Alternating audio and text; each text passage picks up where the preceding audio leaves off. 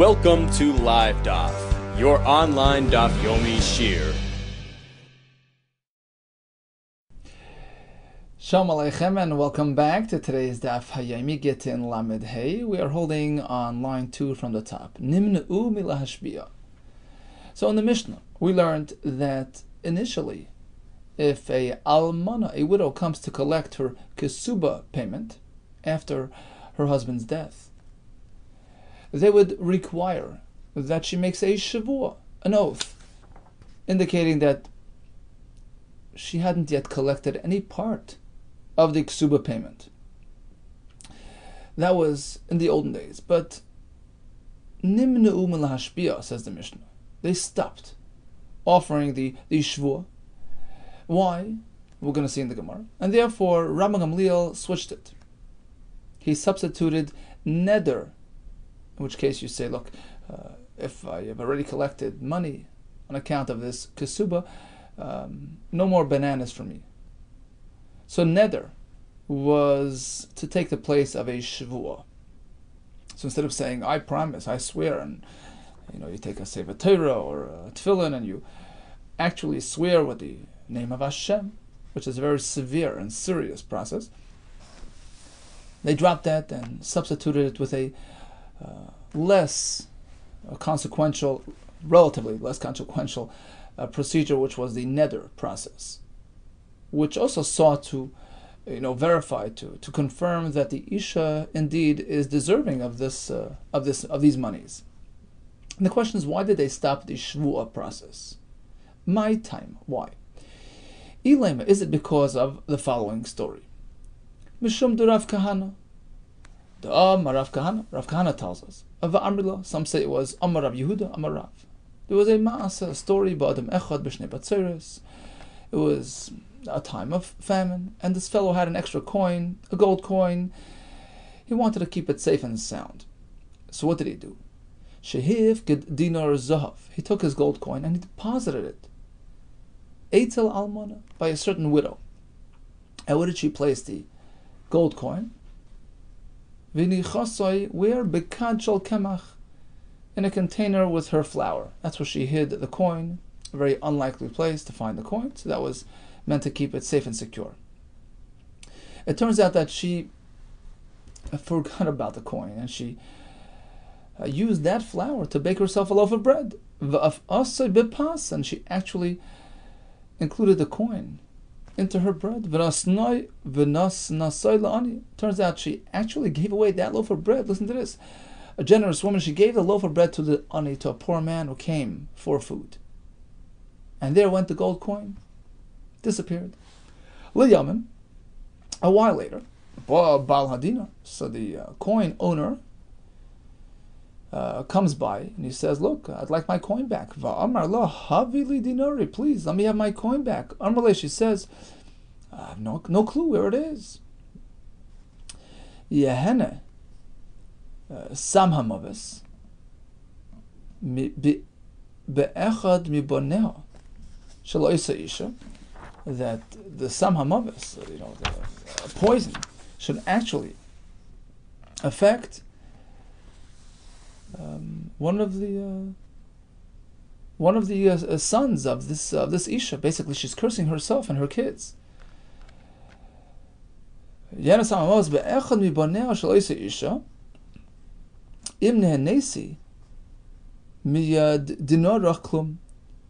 in fact I had any benefit from your coin, I never took it. I have no idea where it is.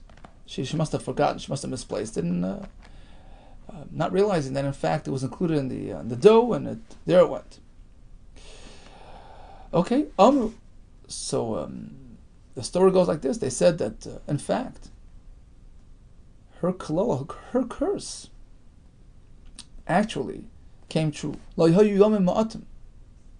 Not much time passed. In fact, one of her sons died. And this was sort of a mistaken curse. She cursed herself by mistake. You see the power of Shvuah. So it seems like she actually made a Shvuah to support her claim. The Rashba actually says that there was no actual lashon of shvuah mamish, but klala. You see the power of a curse. A curse also has a din of shvuah. It brings the Gemara in Shavuos that Rabbi Yehuda tells us that Allah, a curse, is just as consequential as a shvuah. When the Chachamim heard about the story, they said, "Ma, look what happens to even a person who swears be'emes, a truthful shvuah, or at least she thought she was being truthful. Look what happens. Look at the dire consequences. Look how powerful a shvuah is.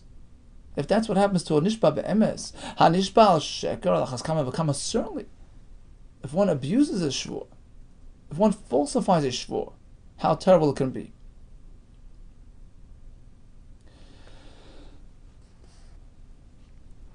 So perhaps that was the basis for the Chachamim canceling the shvuah process when the almana comes to collect her ksuba. We don't want to take chances on a shvuah. Asks the Gemara 1 second. Why was she in fact punished? She was being 100% truthful. My tama'i ansha. What did she say? If we had any benefit, we're going to be punished. Well, she had no benefit. She gave it away. The ishtar shila, because she's saved, she gained that little bit of flour, which the coin substituted for. So in that loaf, there was some flour gained because of the coin, the other guy's coin that was sitting there. The ishtar shila mokim dinar. So that's why, in fact, the klala reached her. Now, umay, what do we mean when we said misha nishba be'emes? You see that even a shvuas emes creates such waves. It wasn't be'emes. It wasn't emes at all. She actually had taken that coin, and she, in fact, slightly gained from it. So why do we say it's a shvuas emes? The answer is misha nishba be'emes. It was close to emes, meaning it was an accidental shvuas shei. It was a shaygig. Right? So, look how far-reaching, look how consequential is the koyach of shvuah. Even a shvuah which was almost be'emes, had some untruthfulness to it, but it was b'shaygig. It was by accident. Look what happens, and that explains why the Chachamim dropped the whole shvuah process when the almana comes to collect her ksuba. The question is, if that's the reason for it, my area almana. So why are we limiting this din to the almana? Almana comes to collect, no shavua, no chances to be taken. Afilu grusha nami. So then even a divorcee, if she comes to collect her ksuba, we're just as concerned with making her swear.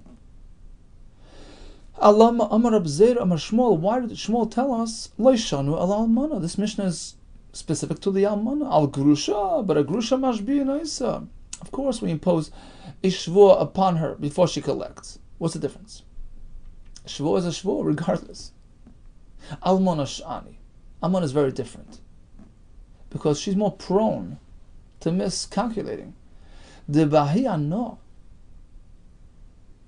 In exchange of the benefit of the services that she does for the orphans upon her husband's death, the kamedi yasmi, because of her efforts and her looking after the Yisayimim, in her mind she might justify. Asya, she might come lo'iruye hetera, lashon of moira heta. You might come to mistakenly justify taking extra money.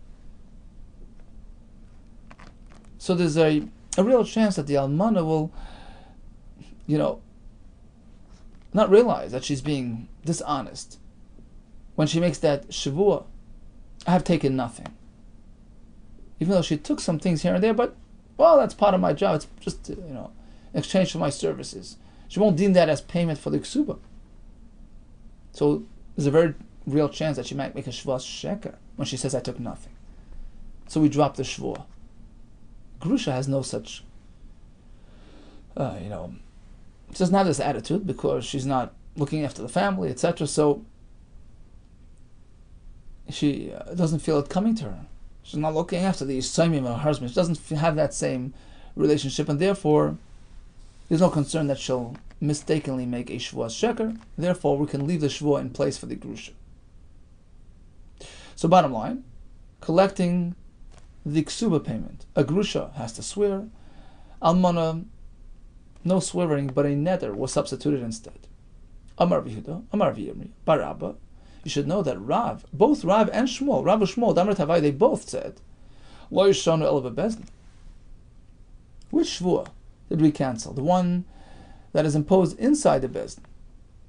That real shvuah shal Torah, Rashi says, you hold the sefer Torah with the Shem of Hashem, like we find by Avraham Avinu with Eliezer, Simna yodcha tachas yirechi, right? Clutch the chevet shal mitzvah. And that's the highest level of shvuah, and Rashi says, va'ansha meruba, it carries great consequences if abused. Aval, says the Gemara, chutz lebezdin. But a shvuah which takes place out of bezdin, Rashi says, it's a lower level shvuah, a shvuah d'Rabbanan, b'klalas orur, it's more like a curse, and you're not clutching a chefzer shal mitzvah, and the einish is not so severe, says Rashi.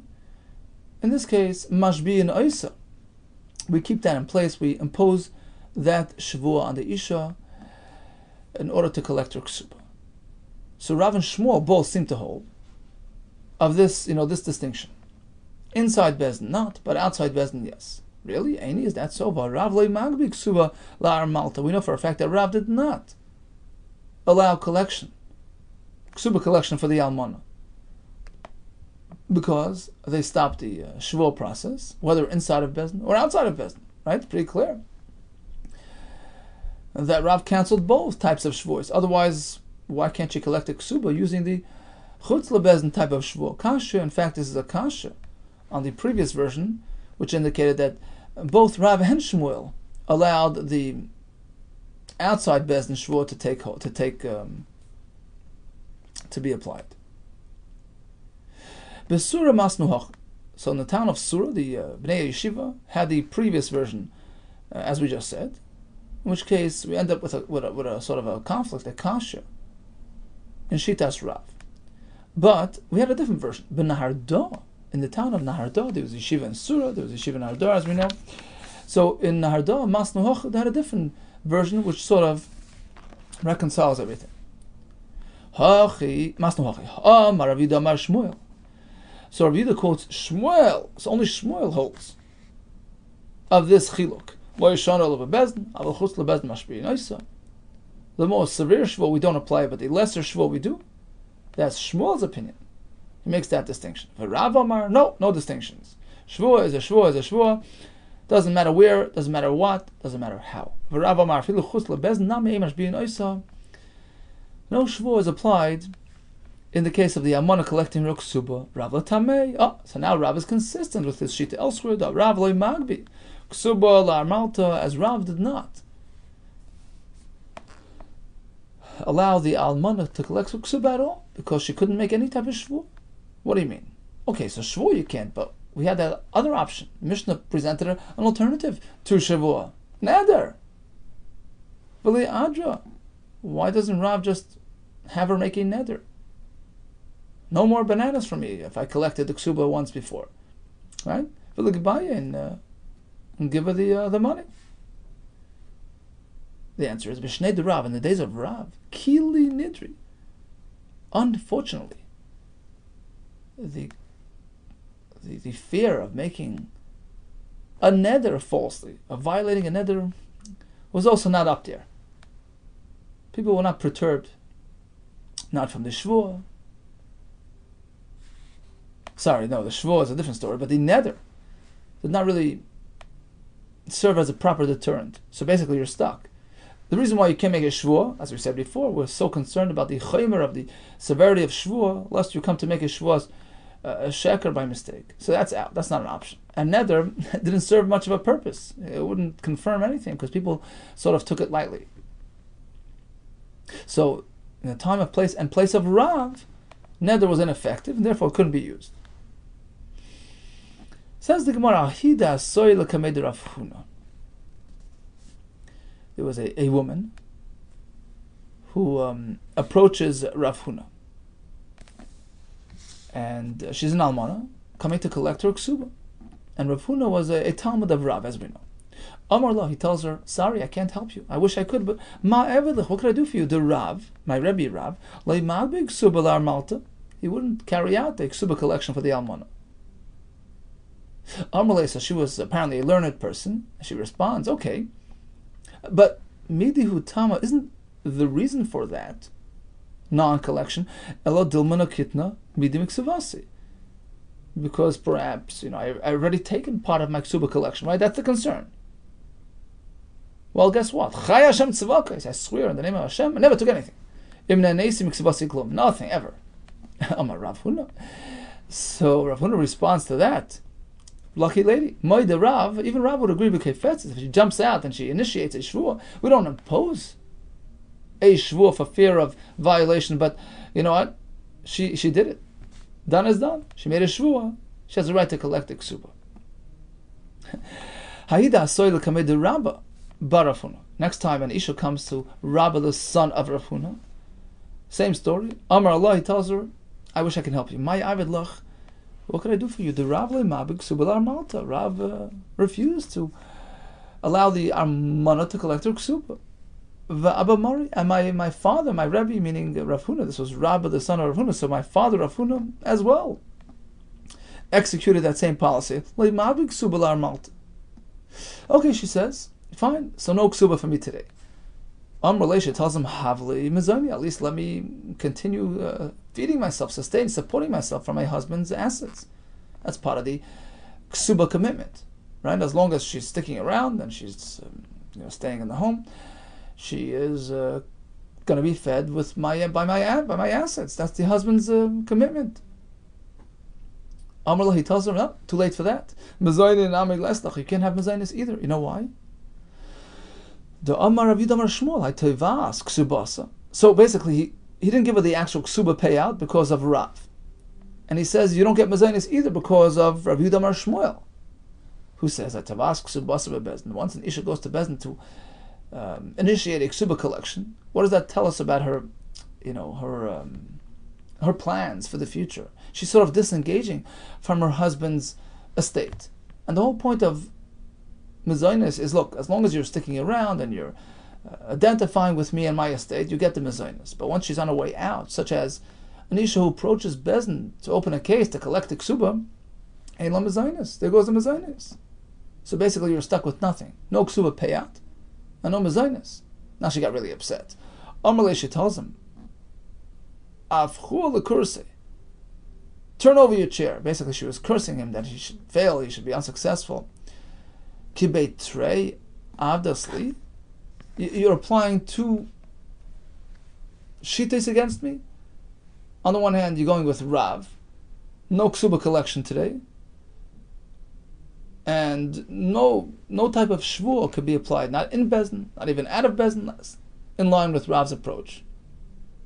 But then when I come to ask for mezainis, at least I'm even entitled to mezainis because I can't remarry because I'm still here. No, we'll go with Shmuel. Once you initiate a ksuba claim, there goes your mezainis.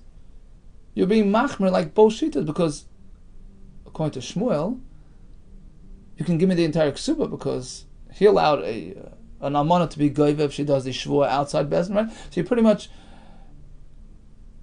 you're applying every chumrah in the book. Rav's chumrah and Shmuel's chumrah. And she was very upset. Hafchu lekurse.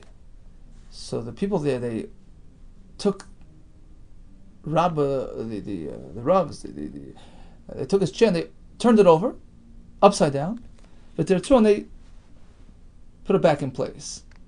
Rashi says they did it kadesha tiskayim haklala b'kach. When a person says something, when a woman curses, you have to take it seriously. Words have power in Shemayim. So they did it like sort of a gesture, they made a quick move to sort of have the shvuah be actualized. At least, it should be chal on this and on nothing else. So sort of a symbolic fulfillment of the shvuah. Says the Gemara, filu hachi. Despite their efforts, like ifrik michulshay, he wasn't spared from weakness. He got sick because of the klala which was thrown his way by this Isha. Amar le Rabbi Yehuda la Rav Yirmiyah bira. Rav Yehuda tells Rav Yirmiyah bira,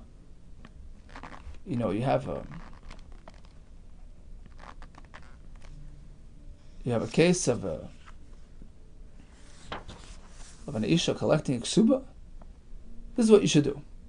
Adra bebezdin. Ve'ash ba'achutz lebezdin. Give her the ksuba. You know how? Demand that she makes a neder, right? If I took anything, all fruit are rasa to me, make it a very far-reaching, consequential neder, not a shvur, but a neder. That you do in the bezdin. Adra bebezdin. Ve'ash ba'achutz lebezdin. Or you have a choice, or you can take her outside of bezdin and apply a shvur, a lower level shvur, that she swears that she hadn't taken anything. So either way, you're good. Because this shita, Rabbi Yehuda is going with Shmuel shita, that you're allowed to be mashbiya the Isha outside of bezdin. So he disagreed with Rav, and he specifically wanted people to know this is the way to do it. I want this information, this koil, this news to spread and fall back into my ears. Basically, I want to hear that in my days, during my lifetime, iksuba was collected. The bayina, I'm eager that actually the bezdin, the Bati Dinim, should carry out this type of verdict, like Shmuel, my Rebbe. Rashi says, as opposed to the students of Rav. They held like Rav that nowadays there's no way to collect the ksuba of the almana. The shvur in bezdin is not applicable. The shvur out of bezdin is just as severe. Well, neder, they took it lightly. Didn't mean much. So, no ksuba collection. I disagree. I hold you can do a shvur chutz lebezdin. It's not so severe, so serious like the shvur in bezdin. And apparently, in his location, the people did take the concept of nedarim seriously, and therefore, there's a simple way to collect a ksuba. Okay, Gufa, let's go back to what we said before. Amar Rab Zera, Amar Shmuel, Leshon al Almana. This whole restriction only applies to the Almana, for concern that perhaps she's being Moira Heter. She's excusing herself that whatever she has taken off the estate was belonging to, was coming to her because of her efforts and her involvement. So there's always a concern that perhaps her shvur today, that she never took anything, is inaccurate. That's only by the alman. Aval grusha must be an oisa, but by the grusha is no issue. You can certainly impose a shvur and have her collect the ksuba. Says the Gemara, why do you have to impose a shvur, which is a notch higher than a neder? Ugrusha the adra loy, to make a neder on the grusha, to have her forbid herself from any food, let's say. If she had already collected uksuba, why isn't that sufficient to justify her claim? Ugrusha da adra loy. We have a story where they did apply a neder to a grusha. So there was a message sent from Eretz Yisrael. So what happened here? So Rashi, about 8 lines from the bottom, says like this: So this woman hailed from Babel. She married in Babel. And the couple went to Eretz Yisrael, and over there she was divorced. She demanded the ksuba payment. So what did Bezdin do? They knew he had assets not over here in Eretz Yisrael, but over there in Babel. So they gave her authorization to go collect from her nechasim in Babel, from his nechasim in Babel.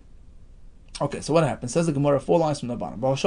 They sent a message from there, from Eretz Yisrael to the Bezdin Chutz Laretz in Babel. Eich Planisa Bas Planis, about this woman, Rachel Bas Ruvain, right? Kipilas Gita, she had received a get min yada da achabar hidya, from the hands of her husband whose name was Acha bar Hidya, who had another name to himself. The Miskari, he was sometimes called Aya Mari. Okay. In any case, we're testifying that this occurred here in Eretz Yisrael. V'nadras, v'asras, perush ba'olam Allah. And she got up and she made a nether to forbid herself from any perus in the world. To prove that she never accepted any money for the an account of the ksuba, except ella glufkara echad, one coat, v'sefer tehillim echad, and one sefer tehillim, v'sefer iyav, umem shalai, says Rashi, is sefer mishlei, beluim, worn out svarim, real tzedekah, she only had a coat and a couple of svarim. Okay, v'shamnam b'chamisha mona, and she brought us, all these items, and we, the Bezdin here in Eretz Yisrael, praise them at a worth of 5 mana. So that's it. So that gets deducted from the ksuba. When she approaches you out there in Bavel, please hagbua es hashar, give her the rest that she deserves. And we're speaking about a gerusha, and a nether sufficed. Amar Rav Ashi, no, she was an almana. Hahu gate yivam hava. Really, her husband had passed away without children, which makes her a yavama. And one of the brothers gave her a get, Rashi says, to make her apostle on the other brothers, for whatever reason, he gave her a get. So the get she got from the fellow over here, whose name was Acha bar Hidya, was really her brother-in-law, her yavam. So she was really an almana, in which case we have the concern of a moira heter, that because of her tircha, of her looking after the chassim and the kids, she might justify taking extra. And that explains why we don't do the shvua. Rather, we do the nether instead, which is, like we said, a notch lower than a shvua. But of course, if she's a plain, simple gerusha, then we just go back to standard procedure, which is a shvua. So when it comes to the almana, hiskin Rabbi Gamliel hazaken shtei nederes, she makes a nether, which justifies her claim. Amar Avuna leishanu, a nether can only work ela b'shalei nisus, if she's as yet unremarried. Aval nisus, but if she remarried, nether is pointless. Ein madir and isa, you can't suffice with a nether. You know why? Says the Gemara, nisus my time. What's wrong with a married woman? Demei Baal, because as we know, any married woman who makes a nether, well, that nether is contingent upon the husband's consent. If he just goes and nullifies it, it's over. So what point is there to imposing a nether on a married woman who can just turn around and have her husband take it away? If that's the concern, so even if she's as yet unremarried, okay, tomorrow she'll marry. Mefer labal, the husband can come take it away. So it doesn't serve as any deterrent. She'll make a nether about anything, then he's just going to cancel it. So she's relying on that when she makes the nether. Well, the answer is ina bal mefer b'koitim. We know from Nedarim that the husband can't reach out to a nether that was expressed before marriage. The Torah gives him the authority to override a nether that his wife makes, that his current wife makes, but not that she had made before she married him. So it takes us back to the halacha in our Mishnah. When Almana wants to collect her ksuba, if she's unmarried right now, she makes a nether, which we know will stand and serve as a deterrent. But if she's already remarried, a nether is pointless, because husband can interfere and take it away. Okay, but if she's as yet unremarried, the nether is a deterrent. Why? She has an easy way out as well. So Chacham could just go and matter it. She can go to a shul and find a Chacham to matter nether. We hold that anybody that approaches a Chacham for a Torah and Durham, you can't just walk in and say, I have a nether, I regret it. You have to present the background, the circumstances that brought to the nether. In which case, over here, she'll have to tell him, look, I was forced to make the nether because I wanted to collect the ksuba, and that's the case. I'm not going to get involved. Rav Nachman Amar Afilu Nisis. Rav Nachman disagrees with Rav Huna. Even if this Amana has already remarried, the nether method still works. Nisis, Vade Mefer Labal. What do you mean if she's now married, husband can do hafara on that neder. The madrina lebarabim. She makes the neder in public, in front of 10 people. And Rashi says that type of neder, ein loy hafara. You can't just remove that neder. It's in the public domain, so to speak. It's not her neder anymore. It's a public neder. You can't get rid of that neder. And therefore it serves as a deterrent and a proof and a verification to her claim. Meisvei, really? You have a kasha. Nises, goyvik suvas, im nadva. If a married woman remarries, she can still collect her ksuba by making a neder. My love, does it not mean nadra hashta? She's now making a neder as married. Lloyd, another mikara, she made a neder before she remarried. In which case that neder will stand and is effective. V'atan, you have a brisa, nisis. Once she's married again, noideres, she makes a neder, b'goyvik subas, and now collects her ksuba. Apparently she's making the neder as married. And that's a kasha. Says Gemara Tanaihi. In fact, it's a machlekes Tanaim. De'ikal amanda amar neder shoda barabim yesh lehafara. Some hold that a neder made publicly can still be nullified. Ve'ikal amanda amar ein lehafara. And the other shita holds such a publicly expressed neder has no exit latch, and you can't take it away. So basically, that this question of ours will depend on those shitas. So again, an almana can make a neder today. What if she's already married? Is that neder effective? Well, it depends what you hold regarding neder barabim. If a neder barabim has hafara, then there's no solution for this isha, because any neder that she makes, husband can just nullify. If you hold a neder barabim has no cancellation policy, so that's an easy solution. She'll make a neder barabim, which will serve to verify her claim. Iboilu, here comes a question regarding the hatoras nadarim in general. Tzorach lefaretes haneder, oy eina tzorach. So a person approaches a chacham for hatoras nadarim. Does he have to explain the background and the circumstances that brought about the neder or not? There's no need to express everything in great detail. Rav Papa Amar tzarech yidu. Why? Rav Nachman Amar ein tzarech. There's no need. Di Amar tzarech, because if you're going to require that he does explain everything in detail, once you set that process in motion, there's always now concern that you might delete something, and that makes it worse. Because if you haven't fulfilled the conditions required for Hataras Nadarim, the Torah gives it over to the Chachamim, right? Roshei Hamatos, right? To set down the rules of Hataras Nadarim, and if they establish certain rules, certain guidelines, and you're not keeping those guidelines, then the Hataras Nadarim is worthless. So adding more conditions and more requirements is actually a risky thing. Di Amar Tzarech, because if you require Lefaretes HaNeder Zimnin, it can happen that the guys leave the buri, that the petitioner will, leave out some things. And the Chacham will do the afara based on what he heard, which is invalid. So better lower the bar, lower the standards. Don't require so much, which makes it less risky. If Papa Amar Tzarech, you do have to explain the background. You know why? Mishum Musa the Yisura, in order to avoid any Isser issues. Rashi says maybe the point of the neder was to allow her to collect her ksuba, such as now a Gemara. So better, explain the background, so he knows exactly what's going on, and he doesn't just offer his services without justification. Or maybe she says, I'm making a neder from something. If I do something wrong, if I do an isser, and now by taking away that deterrent, that might encourage her to do something wrong. So basically, you have to understand, you have to know the background of the story before you deal with it.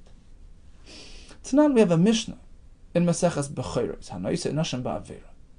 If a Kohen went ahead and married an Isha which is not suitable for him, a divorcee, right?